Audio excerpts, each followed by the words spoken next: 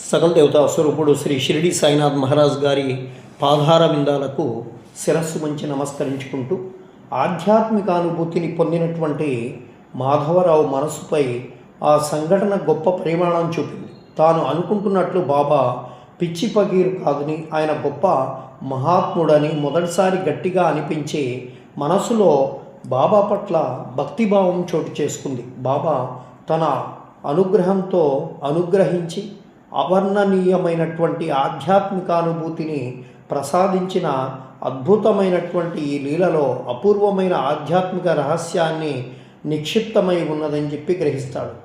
వివేచించవలసినటువంటి ఎన్నో అంశాలు నిబిడీకృతమై ఉన్నాయని, వాటిని సావధాన చిత్తంతో నిశ్చితంగా పరికించే చేసేటువంటి ప్రయత్నం చేస్తారు.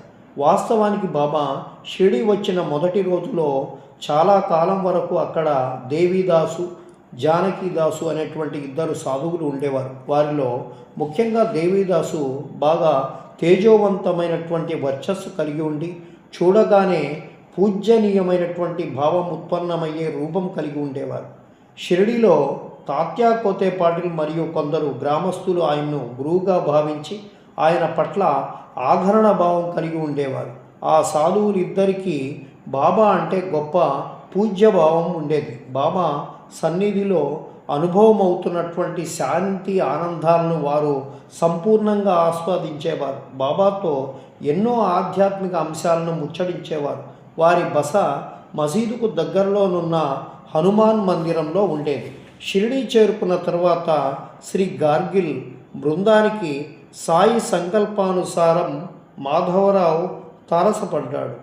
ఇక్కడ ఎవరో గొప్ప మహాత్ములు ఉన్నారని తెలిసింది. ఆయన ఎక్కడ ఉంటారు అని చెప్పి అడిగినప్పుడు మాధవరావుకి దేవీదాసు, జానకిదాసుల గురించి స్ఫురణ రాలేదు. అక్కడ మహాత్ములు ఎవరూ లేరు అని అంటూనే మందిరంలో నివసించే సాధువులను మరిచి మసీదులోని బాబా గురించి ఇక్కడ ఒక పిచ్చి ఫకీరున్నాడని చెప్పాడు.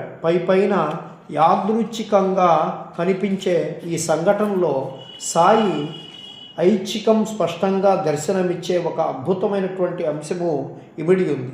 చిలిం పీల్చే బిషతో మాధవరావు ప్రతిరోజు ఎక్కువసార్లు బాబా వద్దకు వెళ్తూ ఉండడం, ఆ సమయంలో తాను చిలిం పీలుస్తూ ఏదో లోకాభిరామాయణం మాట్లాడుతున్నప్పటికీ మనస్సులో ఏదో తెలియని శాంతి, ఆనందం అనుభవం అవుతూ ఉండేది. అందువలన తనకు తెలియకుండానే అడుగులు బాబా వైపు పడుతుండడం, బాబా సన్నిధిలో హృదయంలో సాత్విక భావాలు చోటు చేసుకోవడం వంటి అనుభూతుల వలన హృదయపు లోతుల్లో నిక్షిప్తమై ఉన్న జన్మల సద్గురు సాంగత్యంతో మాధవరావు తనకు తెలియకుండానే ఆనంద సంధానమై ఉన్నాడని మనకు తెలుస్తూ ఉంది.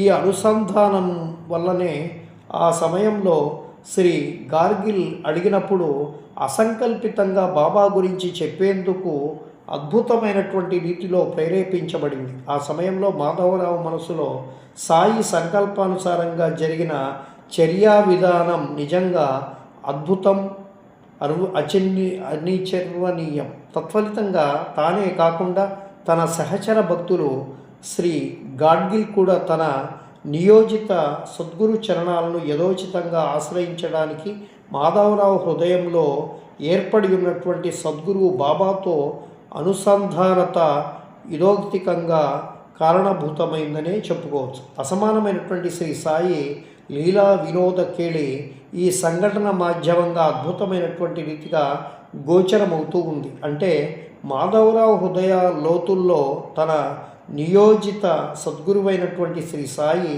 ఒక మహిమాన్వితుడు అనేటువంటి భావం నిక్షిప్తమైంది. ఈ భావం పైకి పెళ్ళుకి బాహ్య స్పృహంలో అనుభవం అయ్యేటువంటి ప్రక్రియని మనము తెలుసుకునేటువంటి ప్రయత్నం చేద్దాం. బాబా కోపోద్రిక్తమైనటువంటి చర్య గురించి కొంచెం విశ్లేషాత్మకమైనటువంటి వివేచనకు తెలుసుకునేటువంటి ప్రయత్నం చేద్దాం. ఔషధం ఎప్పుడూ చేదుగా ఉంటుంది, కానీ ఫలితం మాత్రం తీయగా ఉంటుంది. సరిగ్గా మహాత్ముల కోపం కూడా అటువంటిదే. భక్తుల భవవ్యాధులను తొలగించేందుకు మహాత్ములు తమ ఆగ్రహం అనేటువంటి ఔషధాన్ని ఉపయోగిస్తారు. అంటే మహాత్ముల కోపానికి సద్భక్తుల పారిమార్థిక ఉన్నతి అనేటువంటి బలమైన కారణం ఉంటుంది. ఆ ప్రక్రియలో వారు ప్రదర్శించేటువంటి కోపం నీటి మీద గీత లాంటిది. ఆ గీత గీస్తున్నప్పుడు మాత్రమే కనపడుతుంది. అలాగే మహాత్ముల కోపం సద్భక్తుని పారమార్థిక ఎదుగుదలకు అవరోధమైనటువంటి ఆటంకాలను తొలగించేంత వరకు మాత్రమే ఉంటుంది. మానవ